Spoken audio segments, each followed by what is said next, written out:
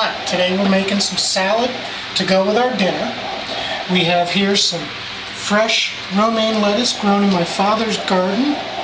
I've taken the liberty of chopping up some yellow onion and some red and green bell peppers. I'm also going to be cutting up some cucumber. Now, a lot of people say not to cut all of the skin off of the cucumber. If you cut off all of the skin, you don't get the fiber. A lot of places, if you go out to eat, will leave a small amount of skin going around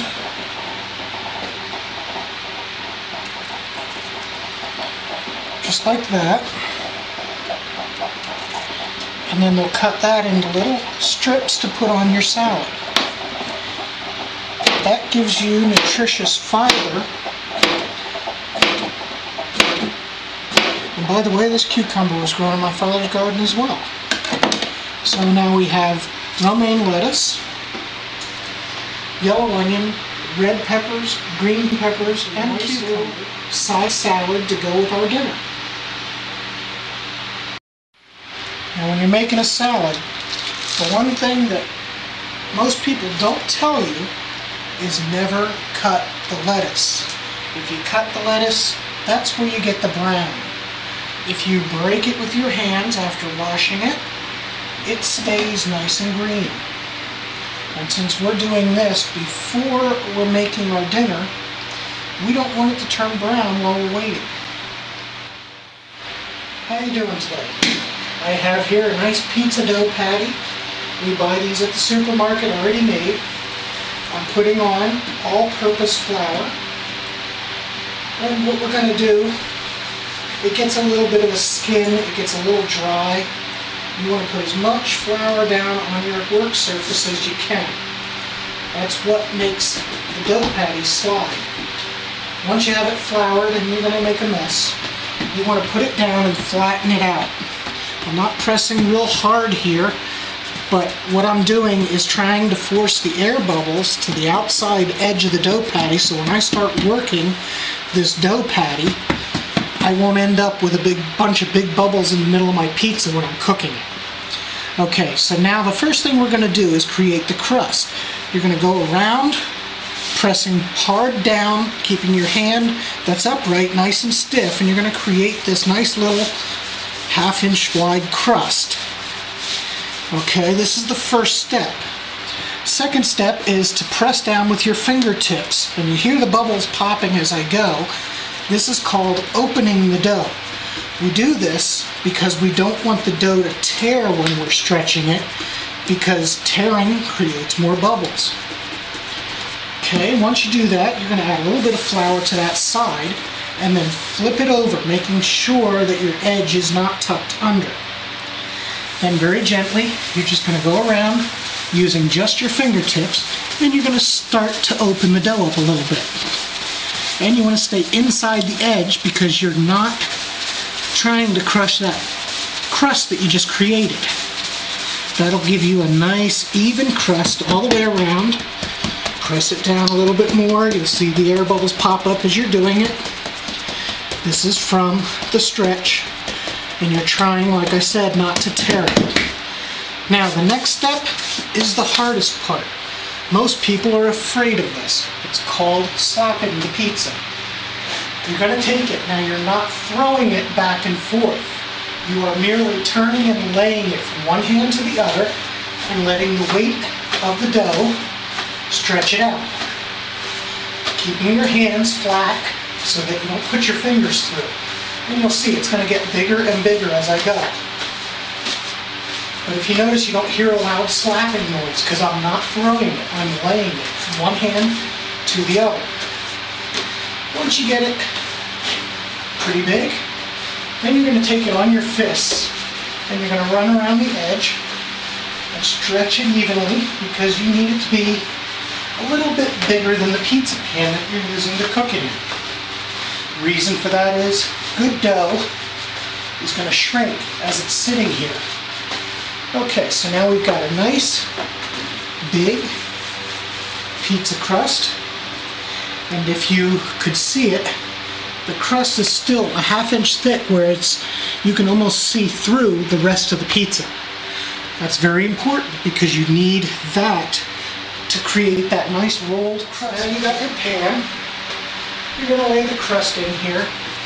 Like I said, remember, you want it to be a little bit bigger than your pan because as you're sitting here and doing different things to top this pizza, it's going to shrink up a little bit.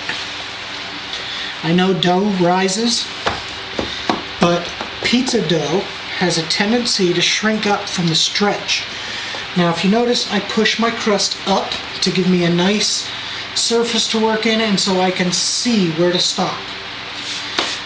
Now today we are making a Philly cheesesteak pizza.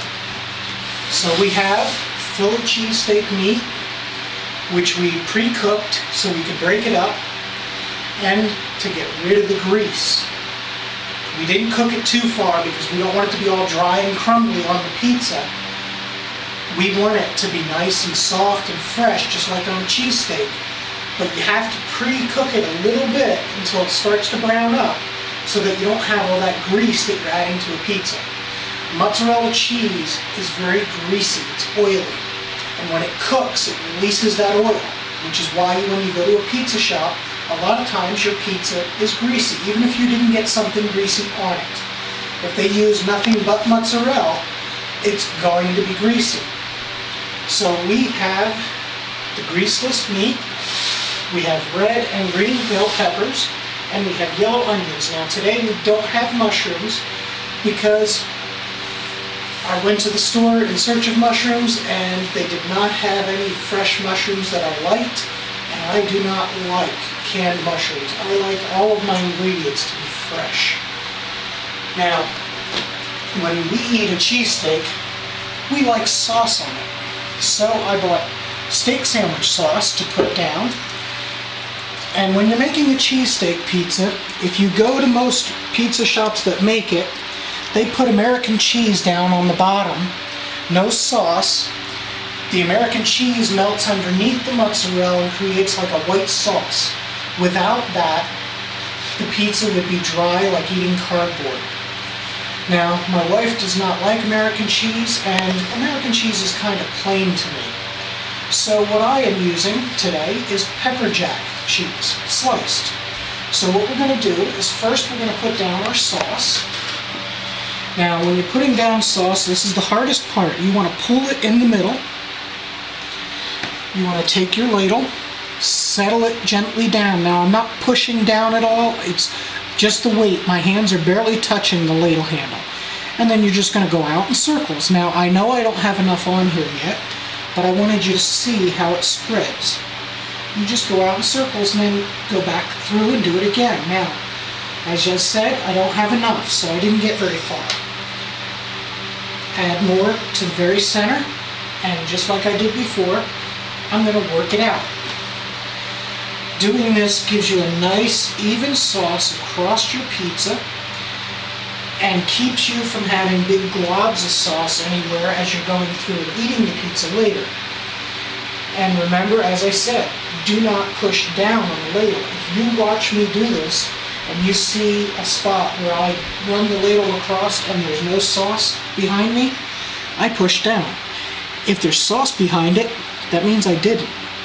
You want this ladle to glide on the sauce. That gives you a nice, even sauce and prevents those dry areas and the big pool areas, because those big pool areas will burn you when you eat it.